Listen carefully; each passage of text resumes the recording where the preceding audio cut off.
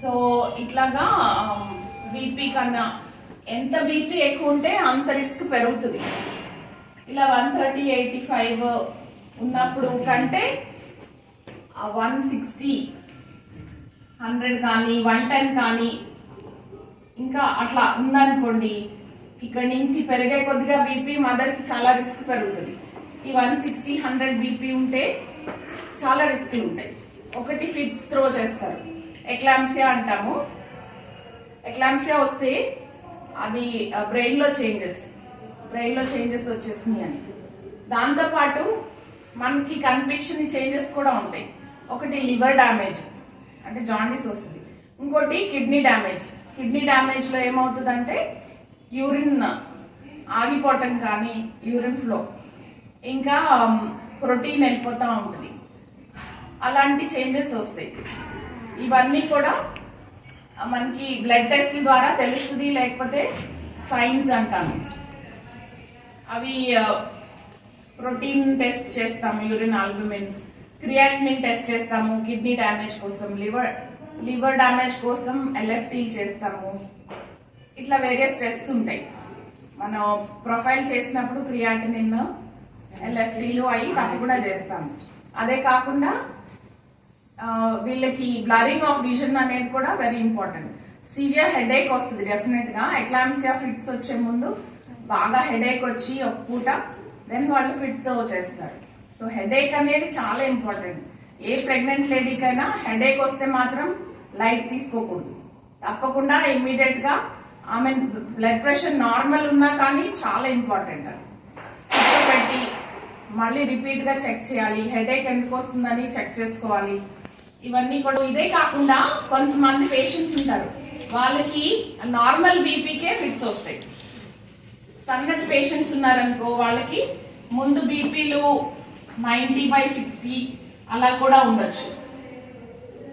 సన్నగా ఉన్న వాళ్ళకి మొదట్లో 90/60 ఉన్న వాళ్ళకి తర్వాత 6th month 7th month లో 120కి వెళ్ళి 80-85కి వెళ్ళింది అనుకో, కంపారిటివ్లీ వాళ్ళు ఫిట్ త్రో చేయొచ్చు. ఎందుకంటే వాళ్ళకి ఇది నార్మల్ ప్రెషర్స్, ఇది చాలా హై ప్రెషర్స్ కింద. సో ఇంత చేంజెస్ వచ్చి ఇది నార్మల్ రేంజ్ లో ఉన్నా కానీ ఫిట్ త్రో చేయొచ్చు. సో ఇది కూడా చాలా ఇంపార్టెంట్, చాలా జాగ్రత్తగా చూసుకోవాలి. ఎక్లాంప్సియా, ప్రీ ఎక్లాంప్సియా అంటే చాలా మంది చనిపోతారు వీటితోటే. ఈ బీపీలు ఇవన్నీ జాగ్రత్తగా చూసుకుంటే చాలా ప్రివెంట్ చేయొచ్చు.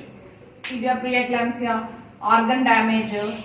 ఒక్కసారి ఏమవుతుందంటే హైపర్ టెన్షన్ వల్ల బ్రెయిన్ లో రక్తనాళాలు చిట్లి సెరెబ్రల్ హెమరేజ్ వచ్చి చాలా ప్రాబ్లం అవుతుంది, చనిపోతారు కూడా.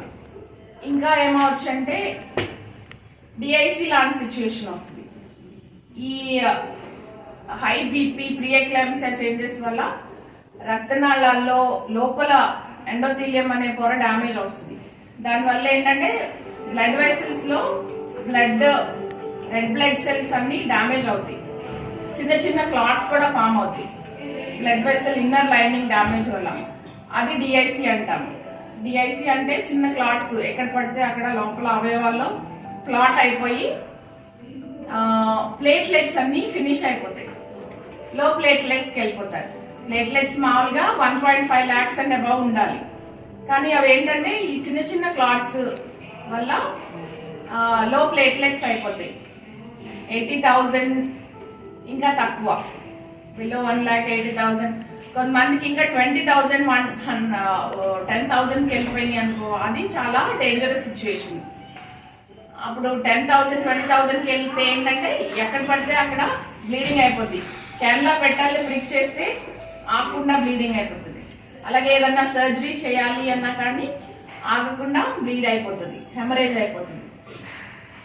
ఈ pregnancy induced hyper tension, pre eclampsia, eclampsia అనే ప్రాబ్లమ్స్ ఎందుకు వస్తాయి అంటే is just because of getting pregnancy వల్లే వస్తుంది. సో మనం ఆ ప్లసెంటా, ఆ బేబీ ఉన్నందువల్లే ఆ ప్లసెంటా నుంచి కొన్ని ఫ్యాక్టర్స్, కొన్ని సబ్స్టెన్సెస్ రిలీజ్ అవటం వల్ల తల్లికి ఆ డేంజర్ వస్తుంది. సో బాగా సీరియస్ గా ఉన్న పేషెంట్ కి బాగా హై బ్లడ్ ప్రెషర్స్ మెడికేషన్ తో కంట్రోల్ అవ్వట్లేదు అన్నప్పుడు ఆ బేబీని మనం డెలివర్ చేయాల్సిందే. సో అంత డేంజరస్ సిచ్యువేషన్ మదర్కి వస్తున్నప్పుడు బేబీ కొంచెం వెయిట్ తక్కువైనా నార్మల్ వెయిట్ ఉన్నా దాని సొల్యూషన్ ఏంటంటే ఇమ్మీడియట్ గా డెలివరీ చేయాలి. బేబీని తీసేస్తే గ్రాడ్యువల్లీ 48 అవర్స్ 72 అవర్స్ లో అది స్లోగా అన్ని రిస్క్లు తగ్గిపోతా ఉంటాయి. సో ఇవన్నీ చాలా ఇంపార్టెంట్. ఇది ఫస్ట్ జనరల్ ఎక్స్ప్లెనేషన్. తర్వాత మీ అందరికి తెలుసు ఇలా వచ్చినప్పుడు ఏమేమి ప్రెగ్నెన్సీ ఇండ్యూస్డ్ హైపర్ టెన్షన్ వచ్చినప్పుడు ఏ టెస్ట్లు చేస్తే మనకి ఆ సివియారిటీ తెలుస్తుంది. ఒకటి బ్లడ్ ప్రెషర్స్, ఇంకోటి urine albumin level, oedema level. ఎక్కువ ఎడిమా ఉందనుకో కాల్వాపులు కొంచెం ఎక్కువ సీరియస్ అని. యూరిన్ లో ఆల్బుమిన్ ఎక్కువ పోవటం వల్లే కాల్వా